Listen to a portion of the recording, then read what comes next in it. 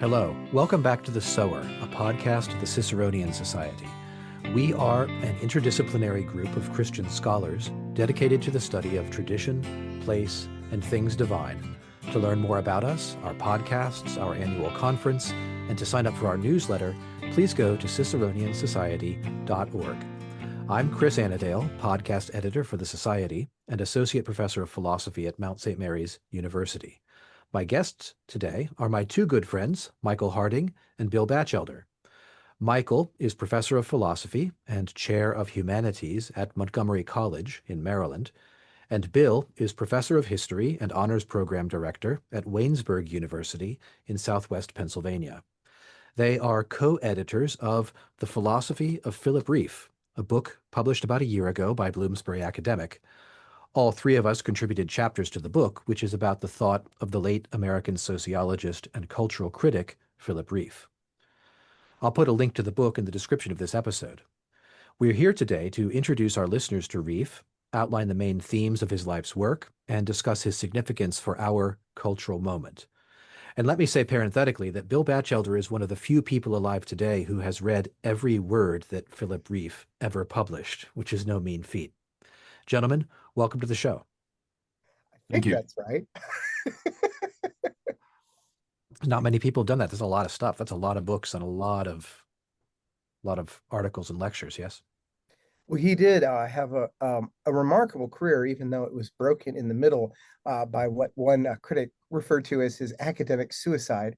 So maybe it would help to lay out his publications and significance, because he has fallen into a impardonable obscurity, which is one of the things that all three of us have been working on correcting. And I'm pleased to say that I'm involved in a project which should even do more to correct that in the upcoming couple of years. When people use the word interdisciplinary, that doesn't begin to comprehend Rieff's work, which is staggering in the range from Protestant theology, Catholic theology, Jewish Torah commentary, philosophy, political theory, psychology, sociology, and in particular, literature and art. And he was comfortable everywhere. And of course, the academy, diseased as it is at the moment with hyperspecialization, would discourage just the sort of work that Rieff did.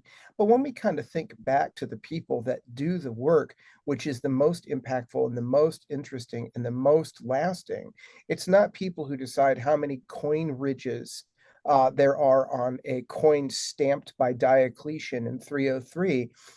That's not actually what lasts and what's impactful. What lasts and what's impactful is very often these people who brazenly and daringly go into fields that, quote unquote, aren't theirs, and work really widely and really broadly. And that's certainly what Rieff did. His master's was on Coleridge, and his PhD was on the political implications of Freud. Both of those were done at the University of Chicago, where he was lecturing before he was even finished with his dissertation. First big publication, 1959, Freud, The Mind of the Moralist, which was heavily edited. I think you could even say co-edited or with contributions by his then wife, Susan Sontag.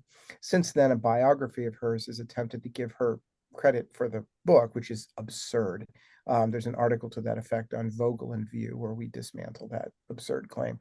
But that really made his early reputation. His reputation was made internationally in 1966 with the publication of The Triumph of the Therapeutic, The Uses of Faith After Freud, which was also done with a second edition with an introduction by Elizabeth Lash Quinn about 20 years ago, and paperback is very affordable. Between then, in 1963, he was the editor for the papers of Freud, and his compilation of Freud's papers was published, and each of the volumes has an introduction by Rieff, as well as being the general editor there. And in 1965, he was made the Benjamin Franklin Professor of Sociology at the University of Pennsylvania, which is an appointment he kept until he retired. The Triumph of the Therapeutic, again, has sort of made his international reputation. And it dealt with not only what he called the analytic attitude and the sort of very individualistic analytic attitude of Freud and his approach to dealing with neuroses with the individual patient, but it also dealt with the fact that Freud's most gifted disciples all felt the need to go beyond him. And most of them wanted to go beyond him into some kind of, the term he uses is therapies of commitment. That is to say, all of them intuited something that Rieff actually agreed with, which is, and I'm quoting Rieff here, quote, it's the community that cures. That is to say, the sort of hyper individualistic approach. You say, well, how could you call Freudian therapy hyper individualistic? After all, it has both the analyst and the analysand, right? It is two people, but the role of the therapist in Freud is simply to have the person work through to the origin of their neuroses. It's still very much an individualistic endeavor. And there's other aspects of the book too, but that's one of the key ones. And so he looks at Jung, who he's not a fan of, and he looks at Wilhelm Reich, and he looks at Adler, and then he looks at other people that are Freudian influenced, but not necessarily therapists. Michael, who's the author of Sons and Lovers? Oh, I couldn't tell you.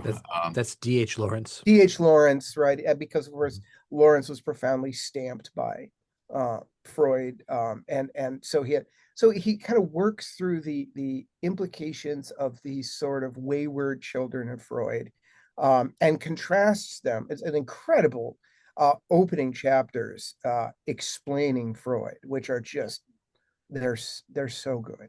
And then he goes on and looks at how these people depart. And this really made his international reputation, which he then proceeded to turn his back on in 1973 with the publication of Fellow Teachers.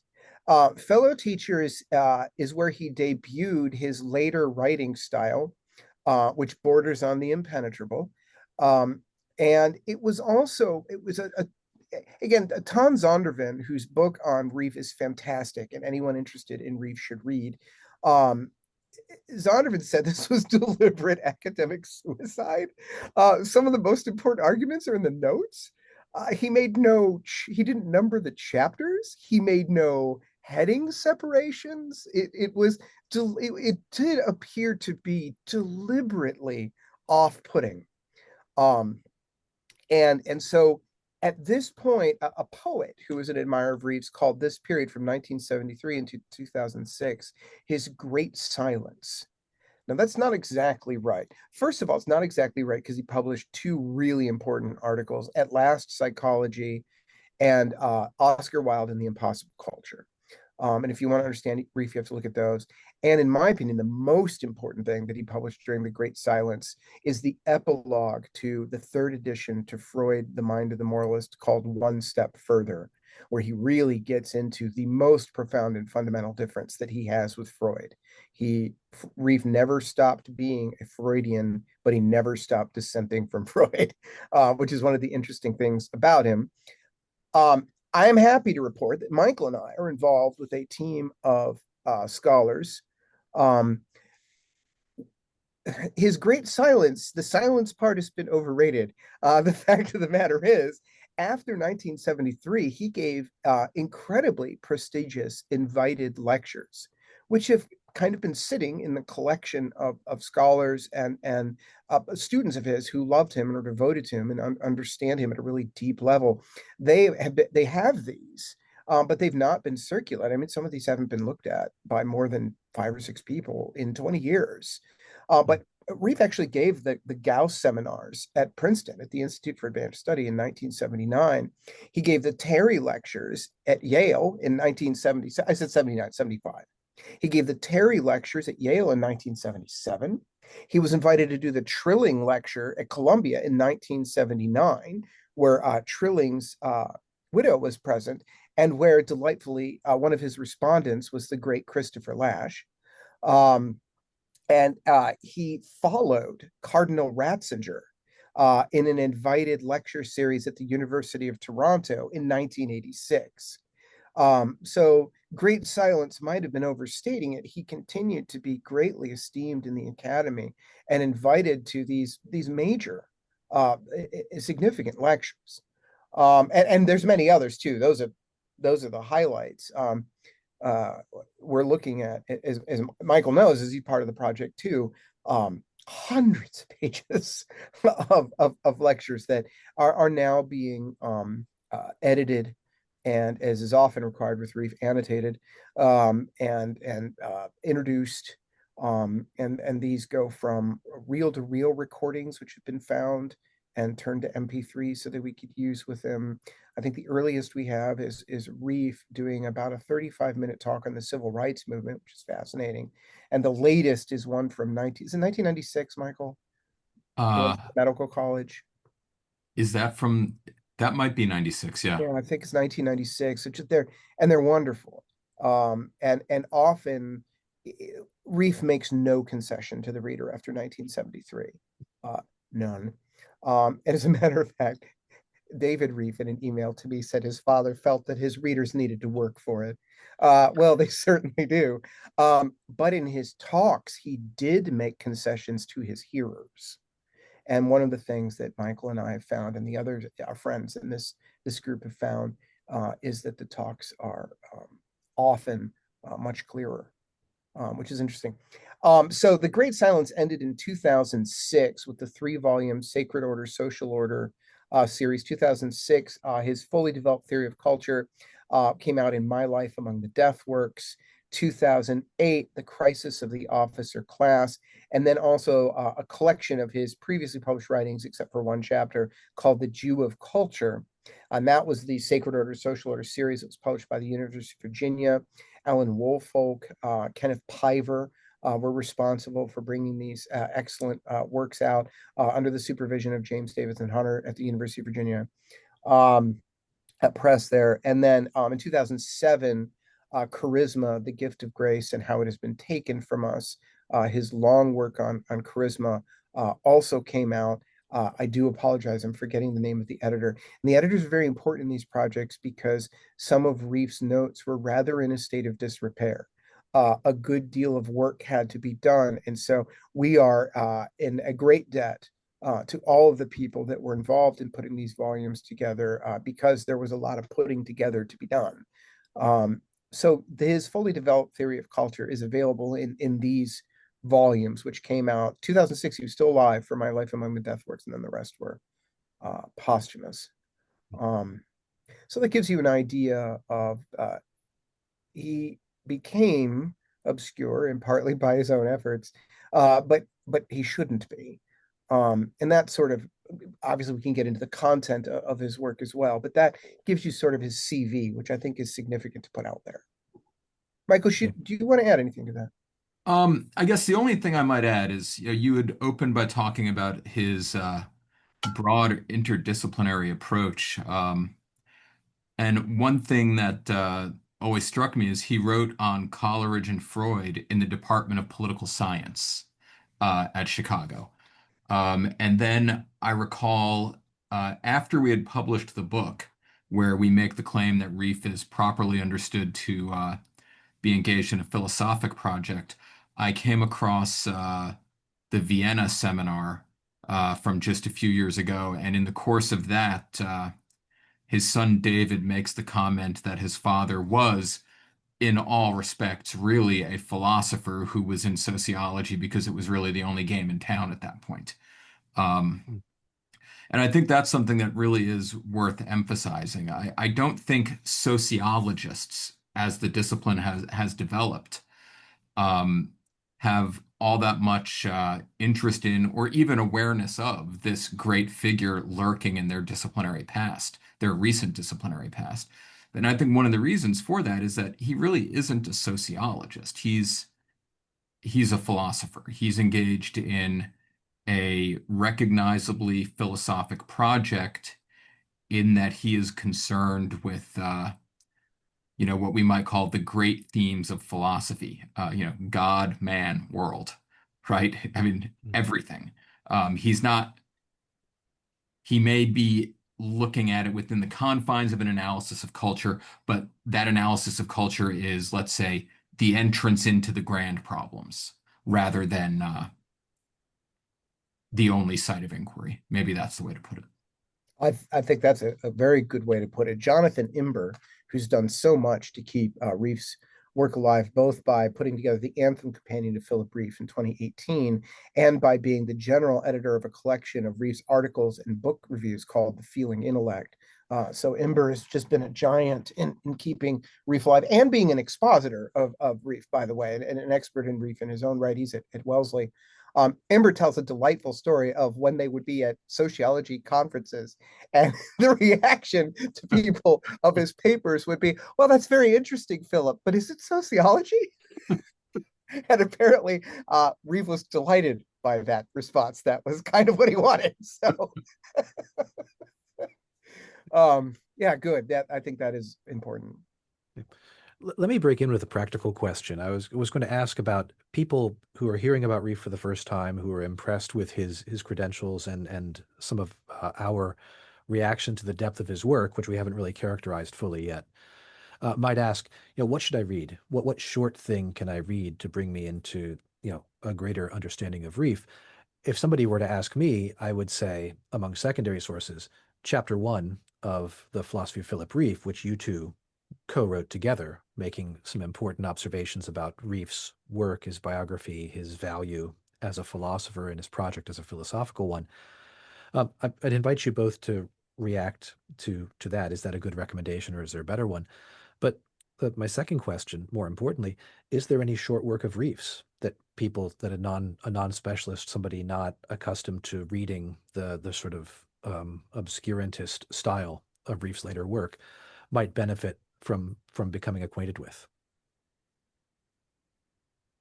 Well, I suppose first of all, thank you. I don't like tooting my own horn. It seems vulgar, but I actually do think that our introduction to the volume is probably the most accessible introduction that I'm aware of to Rieff's thought. Uh, in particular, that I would say properly situates him, or at least attempts to situate him, within the philosophic tradition. Um, and I can say that for me, idiosyncratically, perhaps, my approach to Rieff began when Bill sent me a copy of Death Works as a Christmas gift, wholly and completely appropriate, which I then took to Florida and read on the beach, wholly and completely appropriate. Um, and I've told this story before. When I was reading Rieff for the first time, uh, I'm a reasonably well-educated guy. I've read a lot in my life. When I was reading Rieff, it was the first time, probably since I'd been a student, where I was reading a thinker concerned with the kinds of questions and problems that I was interested in, who I didn't feel like I could, take this guy and kind of slot him in somewhere easily into the history of philosophy. Um, it was the first time in quite a while that I was reading somebody where I kind of felt, oh, I'm reading something really new and interesting here. Um, so for me, the place to start was Deathworks, and of all of Rieff's works, I think Deathworks is the one that I find myself continually returning to.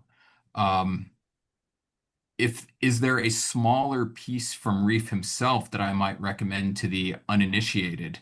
Um, I don't know off the top of my head. I mean, Deathworks, I think it was Rick Brookhiser who said it was like chewing marbles to read this book.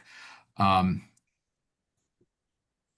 yeah, that's a charm to a certain kind of person. I, I mean, my recommendation for someone who's got a little bit of a background in philosophy and is willing to do the work of working very slowly and carefully through a text, my recommendation would honestly probably be Deathworks.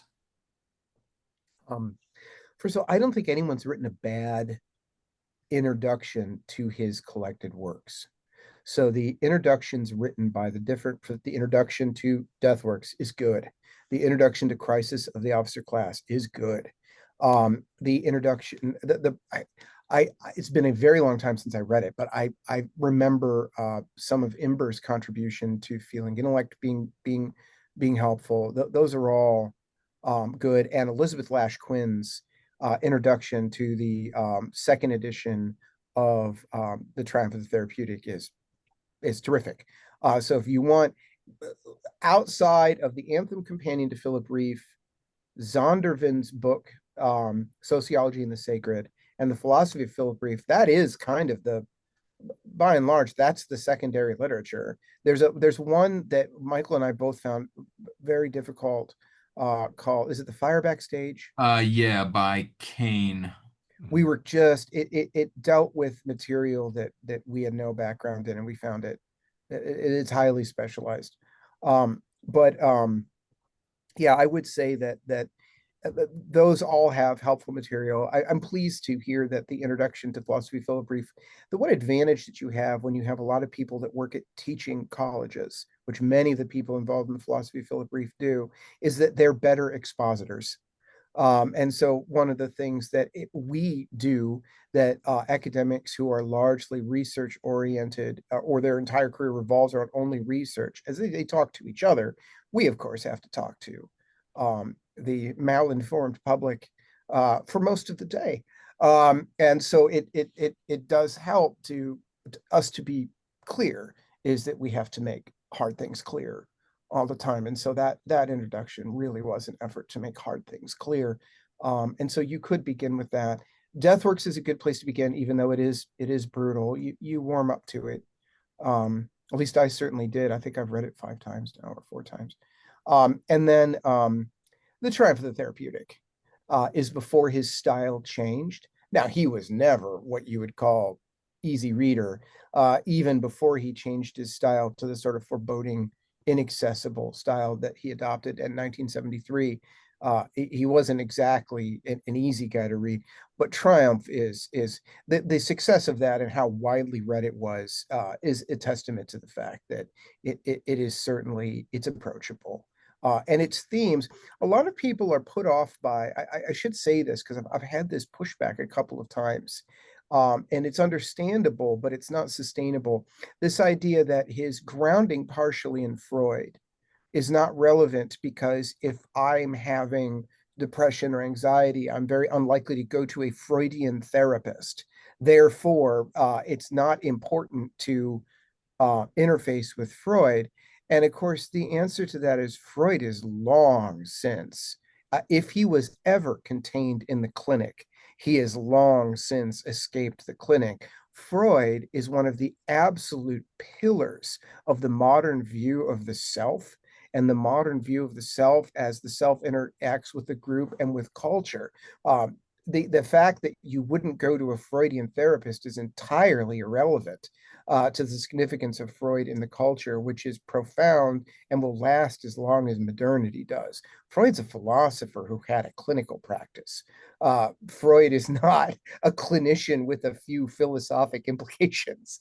And so the fact that Rieff is grounded in Freud simply means that Rieff is at the sort of what Michael and you and I would regard as the dark heart of modernity, because, along with Nietzsche and Marx and I don't know, Michael, who else?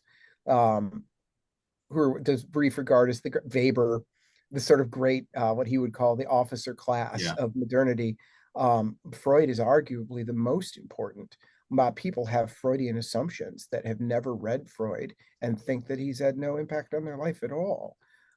So I do think it's that the fact that he, both Mind of the Moralist and The Triumph of Therapeutic, are grounded in Freud. There's no reason to think, well, since I wouldn't go to a Freudian therapist, I don't need to read this. I don't know. Do you guys have any comment on that? I guess maybe something I might want to add to this, and we'll probably talk about this a little bit more later, is that one of the things that is so fascinating about Rieff is that while he is a critic of modernity writ large, he's not a critic of modernity in the sense of being one of those people who says, well, we can just go back to Thomism, or we can just go back to Aristotelianism. He is instead someone who accepts many of the, let's call them fundamental underlying assumptions of modernity about the nature of the human being while rejecting what modernity is and what it has become, and we might say what it has done to us. I believe the way you've put it in the past is that he is a modern who views modernity as a thoroughgoing disaster. Um, so he's not someone who thinks you can have a return to the past, right? As Nietzsche puts it, no one is free to be a crab. And I think Rieff definitely falls under that heading. He's someone who he may not say that we need to accelerate further into decadence to force the break the way Nietzsche does, because there's perhaps something inevitable about this. But he certainly understands that a simple return or retrieval of the conditions of the past is not possible. So And whatever's it, coming is going to be new. and it makes him very pessimistic. Yeah. Michael, in his essay in the Philosophy of Phillip Rieff, pointed out that he's actually more pessimistic than Nietzsche about modernism. And it is true. I mean, if you really want to get to the heart of Rieff, the way that we suggest to do it, and of course there are other ways as well, the ways that we suggest to do it in Philosophy of Phillip Rieff is to say this is a modern who views modernity as a catastrophe, and this is a Freudian who's broken in just fundamental ways with Freud while never breaking fully with him. Mhm. Michael, I'd been wanting to ask you, because I know you're a Nietzsche scholar, is it fair or semi-fair to call Rieff our Nietzsche? I mean, is he doing in a Oh, sociological 20th century idiom the death of God and the last man and the characteristic sort of elements of Nietzsche's critique, just pushing it further? What do you think of that characterization? I think there's a lot to recommend it, actually. One of the ways that I think of Rieff, especially the Rieff of Death works, is that Rieff is reckoning with the death of God. So the question Nietzsche is asking in part is, what is it going to mean for humanity after the death of God, right? The collapse of, let's say, all ontotheologies and metaphysics, the loss of the authority of revelation. What's that going to look like for human beings? And Nietzsche's answer is, well, you're either going to get the last man or the overman. And it's going to be a situation that is, good for a small subset of people, the philosophers. But for the rest of humanity, Nietzsche's pretty clear that the death of God is going to be a disaster.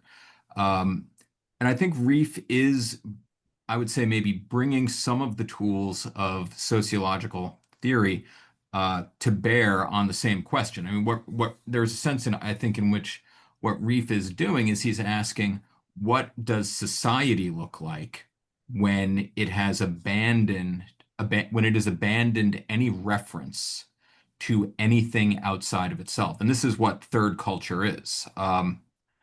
So first culture is in Deathworks is, let's call it pre-biblical cultures that, let's say, wall off the danger of what he calls the primacy of possibility with taboo and custom and things like this. Second culture is the culture of the revealed religions, and what he seems to have in mind chiefly is Christianity and Judaism.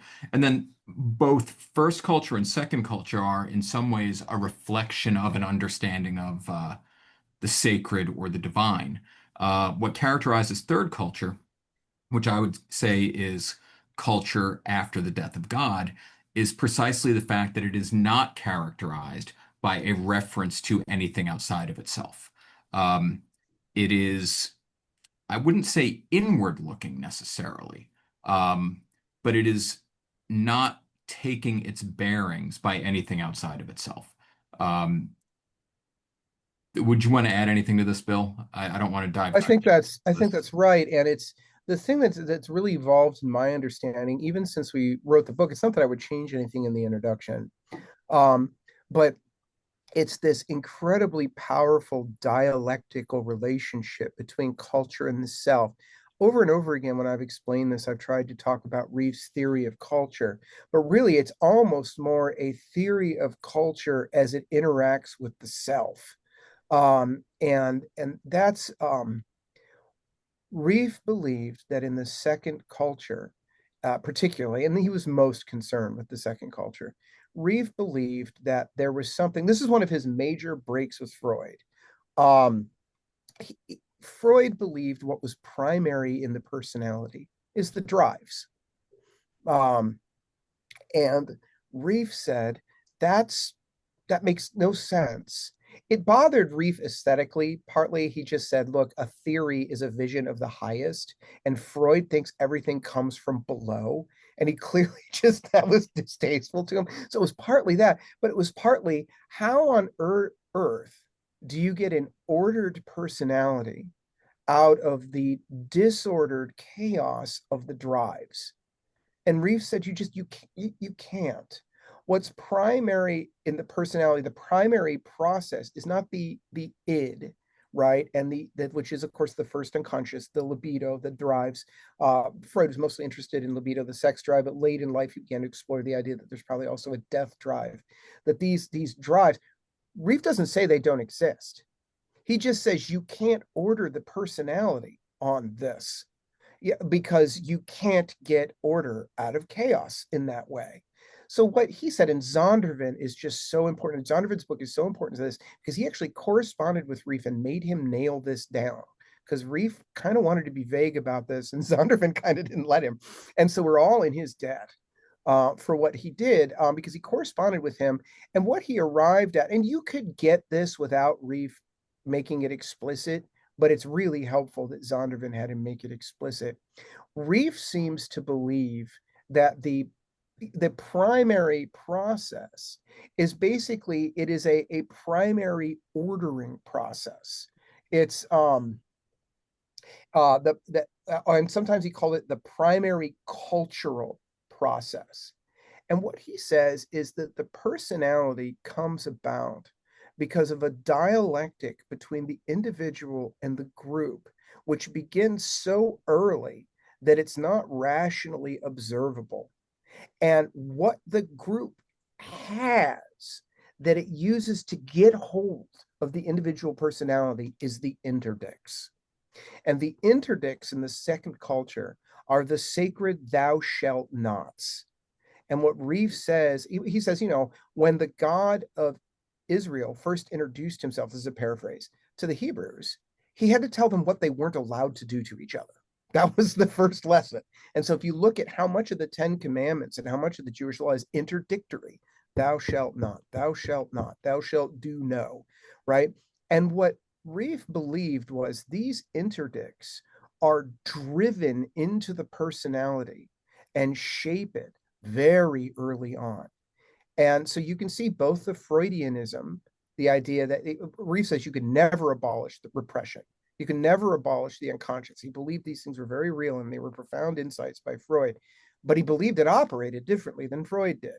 And in one of those ways is he says, look, these interdicts, these are what actually help to form the personality.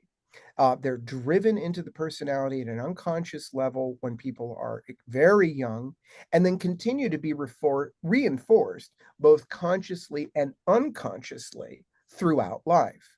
And so the function of culture is not so rich people can go to the opera or go to the orchestra or whatever, or so that degenerates like Michael and I can go to Motorhead. That's not what culture does.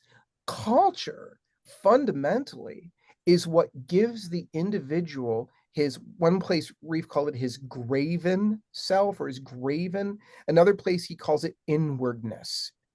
And if you have an officer class, the priests, the rabbis, artists who are operating within a functioning culture, that constantly consciously reinforce what's been unconsciously planted.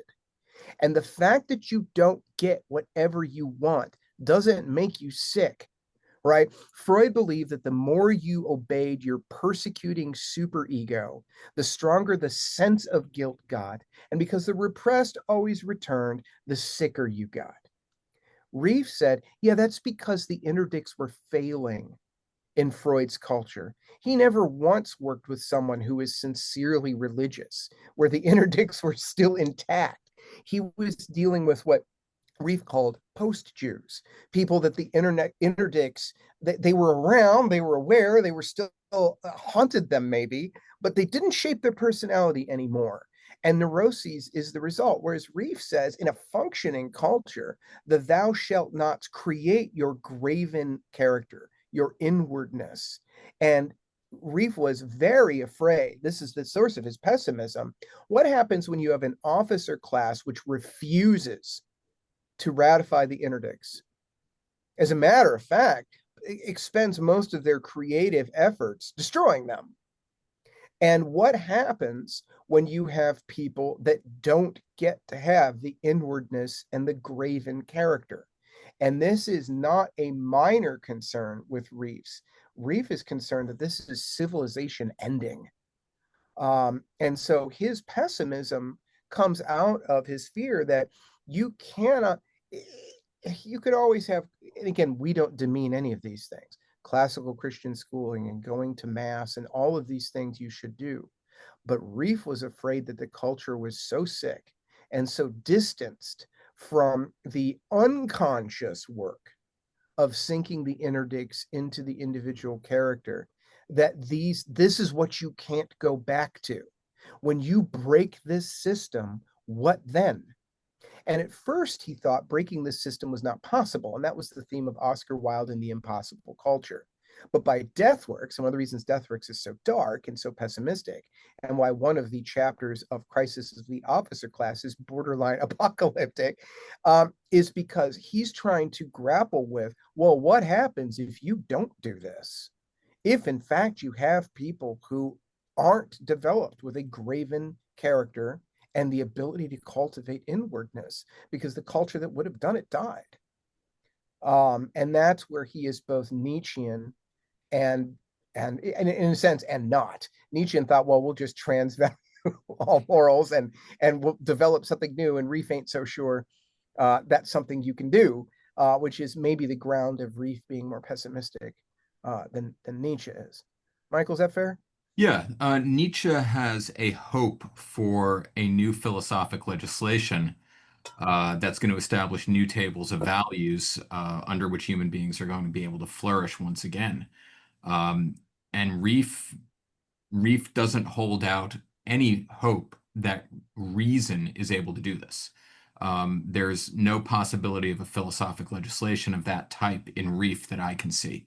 Rieff is interested, I think, in trying to, let's say, shape souls through his writing, but I think he's aware that he's doing it for let's say, a vanishingly small number of people.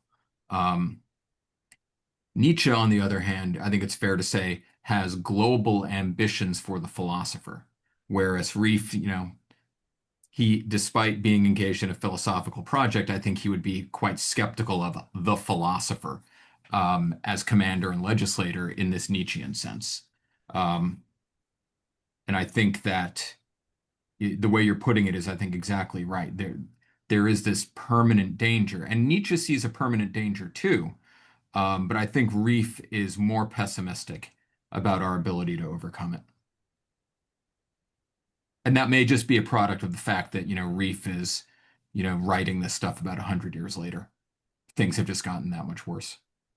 Yeah, I think that's right. Yeah, I might add, I gave a talk. I presented my chapter to a colloquium in my department 3 or 4 months ago. One of the images that I used was thinking about the self and culture. Think of a wax cylinder that's inscribed by a stylus or by a needle as it rotates. Right? Well, you take away the stylus or you remove the pressure from the stylus. There's no inscription now upon the cylinder, and you can't use the cylinder to print anything. It's just smooth, or it's nearly smooth. The process of cultural decline is not just a process of the deterioration of certain institutions.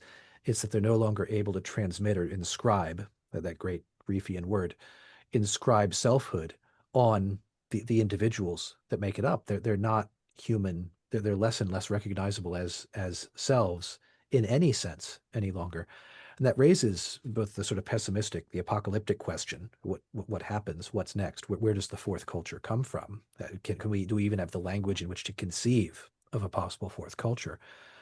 But the more practical question I would like to pose to you guys: how does one be a self? How does one be a father and a grandfather to people who will live in the remnants of the anti-culture long after we're gone? What kind of selfhood can they hope for? Can one be a fugitive second world self in what's coming? It's interesting because he Reef's religious views are complicated. And by complicated, I mean I spent 55 pages in the volume attempting to figure out what they were. They get a little more clear, and some of this other stuff is a little more clear in his talks. But Reef's religious views are complicated. He started out very hostile to Christianity, if you read his early work.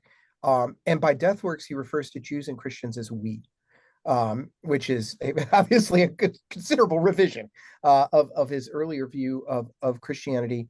But one of the things that you might say, very common in our spaces, is to think about Rod Dreher's Benedict option. But Rieff was really brusquely contemptuous of anything that smacked of fundamentalism. Always, even in his late work, he his view of what are now, and forgive me if we have Jewish listeners and I don't necessarily understand the divisions among Judaism, but what you might think of as the ultra Orthodox, and I think that might have been the phrase that Rieff used. He thought that that was a hopeless overreaction to modernity, not the continuing of tradition that they thought it was. And that's me explaining what he just said in one line. Fundamentalist Christianity, his contempt dripped off the page. He referred to Pentecostalism as an insane evangel. Now, he may not have meant all Pentecostalism. I think he was largely referring to megachurch mega preachers, not everyone who's a Pentecostal, but the whole, or you might even say the megachurch phenomenon, that the guy that he names is Pentecostal, as an insane evangel. He and obviously he wasn't around for the Benedict option, but I don't think he thinks there's anywhere to. Now, that doesn't mean that we can't carve out places to attempt to be, but he, I think, seemed very pessimistic anytime he encountered Jewish or Christian, what we might call rigorism. He was in the modern context, not say the medieval context where he admired it. In the modern context, he wasn't very patient with it. So if you think about, and he regarded in his talks, he seems to implicate that he thinks that fundamental Islam is just another overreaction to modernity, like a wounded reaction to modernity, much in the same way that he characterized those reactions in Judaism and in Christianity. So what might you say if to retreat into severity or separatism? He didn't seem to think that would help.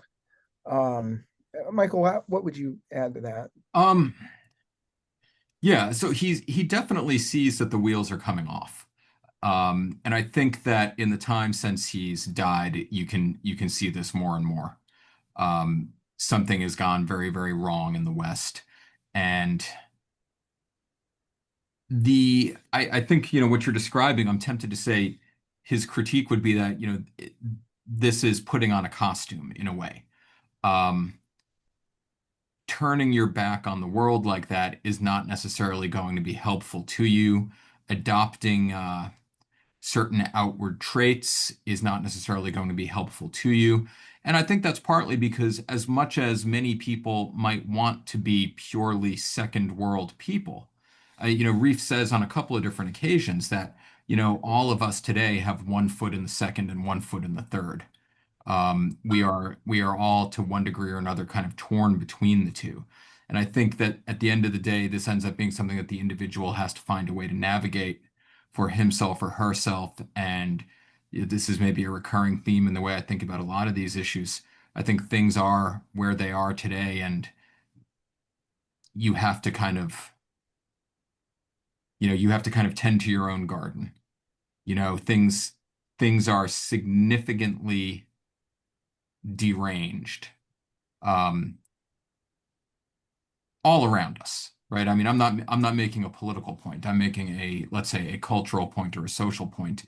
Um, and I tend to think the best you can do is work very, very hard to keep those you love from being harmed by it. Um, and that may be me falling prey to a certain kind of Reeffian pessimism. Well, and there's a couple things. First of all, again, Reeff's view of ultra orthodoxy or Pentecostalism isn't necessarily mine or Michael's. I'm just passing. I have dear friends who are Pentecostal house pastors. I'm just saying that was his view, at least of the TV version. And again, so we don't wish to have our Pentecostal friends think that we're disrespecting them here if we're not, or our ultra orthodox friends if we have any. But that was kind of his view, at least at his most pessimistic. It is interesting, though. I said that he didn't think rigorism would work. That's an overstatement. Um, let me try to revise that a little bit. Um, he believed a symptom of the third culture person is what he called order hopping. So that you're sort of a Zen Buddhist on Monday and an atheist on Tuesday and experimenting in sex magic on Thursday, but none of it's really all that real. And I know Chris, actually, our host, wrote a really good chapter on Rieff and self-examination. And about that kind of order hopping, that if you don't have the self, the world turns into a theater, where you're just an actor taking on various roles, but with no self to return to when the curtains close. The curtains are always open, and you're always acting. You're always just trying new things on. And he thought modern people were damned to that if they didn't have sort of a graven character. I said rigorism is no answer. I In some ways, rigorism is. So there's a chapter. Is it the second chapter of Crisis of the Officer Class, Michael? Where he talks Um, about what will be necessary to have. It's called Toward a Fourth Culture. I Um, thought it was later in the book, but I've got the book right here, so I will actually just check to see if it's okay, mentioned. where he gives his prescription. First of all, he says that the third culture, the one we're in now, it's just one sentence, but it is very clear that he thinks it will end in apocalyptic violence, because people with no graven selves will It's chapter ultimately. 6. It's chapter 6, Yeah. that people with no graven selves will ultimately. He called violence the therapy of therapies. That is to say, the ultimate lowering of standards to resolve feeling of tension is indulging in bloodlust, right? So he thought that the third culture would end in apocalyptic violence. There's a beautiful passage where he describes the glass of modern skyscrapers and how they all reflect each other. So they all reference each other, and we can see our distorted image in them. But what we really want to do is smash the glass. And that's kind of his view of the construction of modernity. It's one of my favorite passages in Rieff. Um, but he also believed that a fourth culture, there would be severe interdicts returning. He said, particularly following Aristotle in the sense of touch. He said that the sense of touch would be severely restricted, that the idea of the celibate schoolmaster, so important in both Catholicism and in Judaism in some ways, but particularly, I think he was referring to the Christian, the idea that Oxford dons had to be celibate, priests had to be celibate, even the virginal schoolmarm of out west with no family of her own. He said that's going to have to return, because the officer class, the instructing class, must themselves live rigorously in sacred order, or they don't have any ability to implant it in anybody else. So it's interesting. There's a tension there between his dislike of what we might call fundamentalist versions of religion and his demand for a sort of rigorism that he understands. And he only outlines it in the most grayest of shades. But whatever it is, it won't look quite like fundamentalism. It won't be performative. It will be truly interior, is maybe the way I would put it. Yeah, that's good. Yeah, I think that. Thank you, Michael. That's probably it. That's a great answer. Thanks to both of you. We're coming up close to the end of an hour. now, and I wondered if we might conclude with some closing thoughts. Either I was going to ask, are there any additional elements we haven't mentioned of Rieff's thought that are really kind of key to understanding him, and or is there a prospect of a kind of revived Rieffian project, Rieffian philosophy, not merely reading and interpreting Rieff and promulgating more of his works, but is there the possibility of anyone, perhaps people smarter with more leisure than us, working in a Rieffian idiom in the middle and latter part of the 21st century? Yeah, I think that what we've seen since the publication of Death Works in 2006 is a slow but ever increasing spread of Rieff's influence. Off the top of my head, I am aware of at least three scholars in Eastern Europe and Russia who have worked on Rieff a little bit. Um, we mentioned a couple of them in our introduction. So I do think Rieff's influence is growing. I think there's a recognition that what he's doing, especially in his later work, is capable of speaking very specifically, not just to, let's say, the cultural moment we are in, but the human predicament of the 20th and 21st century uh, more generally. Nietzsche makes a comment that some people are born posthumously, and it may be that Rieff is going to be one of those thinkers who is born posthumously. He may, 100 years from now, enter the tradition. I'm thinking of that quip from Nietzsche that it's going to take 100 years for him to be understood. Maybe it'll take 200 years for Rieff to be understood. Um, but I do think that you're going to see more and more people adopting Rieff as part of their intellectual toolbox in the same way that you have today. You have Straussians, and then you have, people who have read Strauss because Strauss has, in a way, become part of the canon. And he provides a set of hermeneutic tools in one's intellectual toolbox. I think you're going to see something similar with Rieff. And Rieff certainly does provide a rich set of hermeneutic and diagnostic tools to have in one's intellectual toolbox, even if one is not a so-called Rieffian. I love that answer, and he is such a wide-ranging thinker that there are many aspects to his work that we haven't talked about at all. One of my favorite that I'm most interested in is his notion of the primacy of possibility and the return of third culture people in a sense of play to that vast and limitless and as consequently dangerous space. I've found that to be an incredible tool to explain not only uh, pagan Greek texts, but also the fiction and the creative productions of a lot of modern people. It was a very profound insight, and that's just one of many. Again, there is a lot there to work with.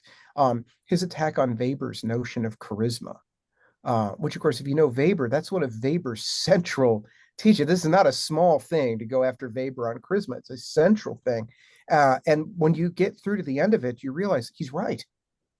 Weber's Weber's concept of charisma is a mess.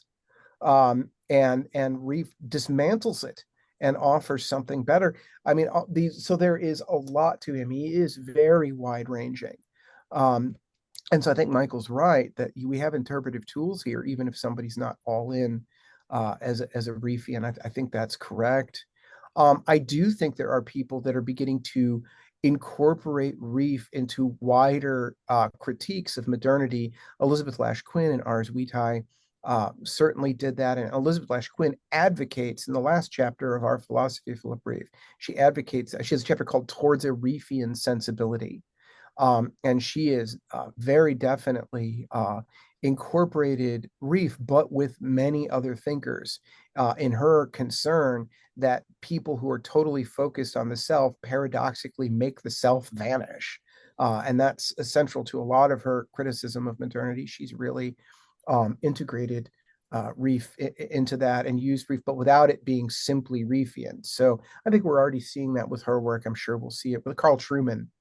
Has made tremendous use of Rieff in attempting to explain to Protestants why modern culture is not only hostile to them, but why their attempts to answer modern culture just fall flat, that it's become so radically alien to them. And Rieffian categories have been useful to Trueman in his work. The Rise and Triumph of the Modern Self is a place where you can see Rieff's influence without it being a Rieffian text. There's a lot of other thinkers in there as well. So I do think it's already starting.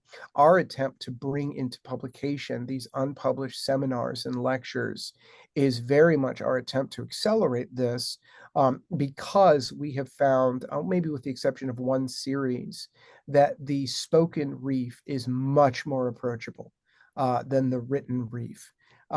And he gets into some stuff that he only alludes to in other places. A couple things that are of the greatest importance to me in my investigations and Rieff come out much more clearly. And so we hope that as this project, again, it's a huge project, it's going to take a while. This is not coming out next week. But as we work through this project, I think that that's going to help also make Rieff much more accessible. I do think that if we do it right, God willing, people may go to the lectures first, because they're actually more accessible than the books. It's not to say that you shouldn't go to the books. We've all gotten so much out of them. We haven't even talked about Crisis of the Officer Class, which I actually have started to prefer to Deathworks. But I do think this is a giant opportunity to work with these lectures and seminars as a way to promote him. Do you have a prospective timeline on the realization of that project? I realize it's all somewhat still Well, up when in we the sent air. the grant in, we told them, I think we told them 3 years. It might not take that long. Who knows? Once we all start get going and get rolling. But when we wrote up a huge grant for this, and as we wrote it up, Professor Lash Quinn said to me, "I had not realized how huge this project was until we tried to explain it to someone else." And it is what we had an absolute insane deadline on where we thought everybody would be done. But as we worked on the grant, we realized that, oh my goodness, this is a much larger project than we had initially thought of. So I think it would be 2 to 3 years. Okay, that's great. We'll look for it in the late 2020s then. God willing. Right. And we certainly have a wonderful team together, and an enthusiastic team and an intense team, and it's been a privilege to work with them. So yeah, that's something we look forward to. Okay. Any final words about Rieff when we wrap up?